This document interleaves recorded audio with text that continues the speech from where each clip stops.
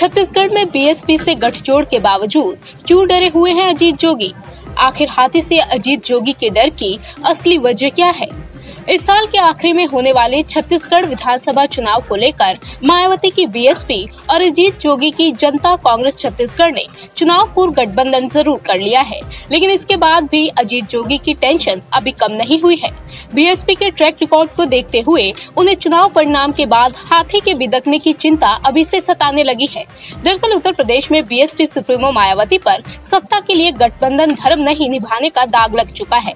यही वजह है कि अजीत जोगी को ये चिंता खाई जा रही है कि अगर दोनों दलों को चुनाव के बाद ठीक समर्थन मिला तो कहीं गठबंधन धर्म टूट न जाए।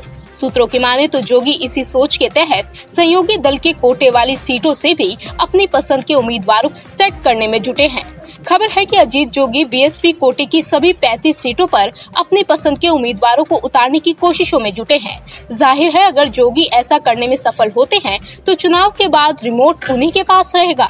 हालांकि अभी तो दोनों ही दल पूरी निष्ठा से एक दूसरे के साथ खड़े होने का दावा कर रहे हैं, लेकिन जोगी को चुनाव के बाद की स्थिति को लेकर एक अजीब सा डर सता रहा है। असल में अजीत जोगी को लगता है कि अगर चुनाव के बाद किसी दल को स्पष्ट बहुमत नहीं मिला और पोस्ट पोल गठबंधन की जरूरत होती है तो निश्चित तौर पर बीएसपी और कांग्रेस एक दूसरे की पसंद होंगे। लोकसभा चुनाव के लिए बन रहे समीकरणों के बीच भले ही विपक्ष अलग अलग चुनाव लड़ने की बात कह रहा हो, लेकिन बीजेपी के खिलाफ सभी एक साथ खड़े होने के सवाल पर लगभग सहमत हो चुके हैं। आपको बता दें कि हाल ही में मायावती ने छत्तीसगढ़ में अजीत जोगी की पार्टी के संग गठबंधन का ऐलान किया था। गठबंधन की शर्तों के मुताबिक जोगी कांग्रेस प्रदेश की 90 सीटों में से 55 सीटों पर जबकि बीएसपी 35 सीटों पर चुनाव लड़ेगी। इंडिया न्यूज वायरल की रिपोर्ट।